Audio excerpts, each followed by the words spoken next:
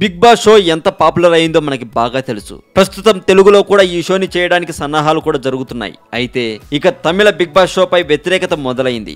ఇప్పటికీ సోషల్ మీడియాలో big boss షోకు వ్యతిరేకంగా పలు పోస్టులు సెటైర్లో వెల్లువెత్తుతున్నాయి. కాగా విజయ్ టీవీలో ప్రసారమయ్యే బిగ్ బాస్ షోను లెజెండరీ యాక్టర్ కమల్ హాసన్ నిర్వహిస్తున్నారు. ఈ షోపై ప్రారంభం నుంచి విమర్శలు వచ్చినా అవే పాపులారిటీకి దారితీశాయి. ఈ నేపథ్యంలో ఈ కార్యక్రమం ఓ పోర్న్ షో అని, ఈ షోలో పాల్గొనే నటీనటులు 75% నగ్నంగా నటిస్తున్నారని, తమిళ గీతాన్ని హేళన చేస్తున్నారని హిందూ మక్కల్ కట్చి ఫిర్యాదు చేసింది.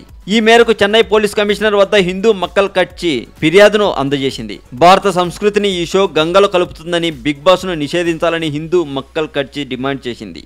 ఇంకా హోస్ట్ కమల్ హాసన్ తో పాటు ఆ షోలో పాల్గొనే నటీనటులను అరెస్ట్ చేయాలని ఆ పార్టీ డిమాండ్ చేసిందట.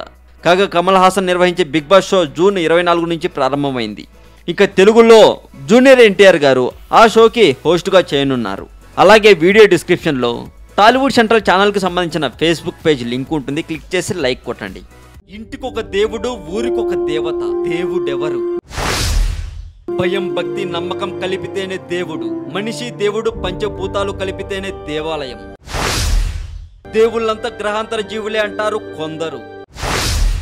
అసలు దేవుడికి రూపమే లేదంటారు మరికొందరు. ఇంతకీ ఆ దేవుడెవరు?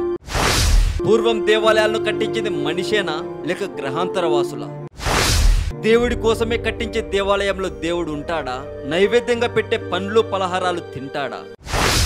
మనసులో మాత్రమే మెదిలే ప్రతి ప్రశ్నకి సమాధానం ఒక్క టెంపుల్ రహస్యాలు ఛానల్లోనే చూడండి. మిస్ అవ్వకండి. మరింత టాలీవుడ్ సమాచారం కోసం సబ్స్క్రైబ్ చేయండి టాలీవుడ్ సెంట్రల్.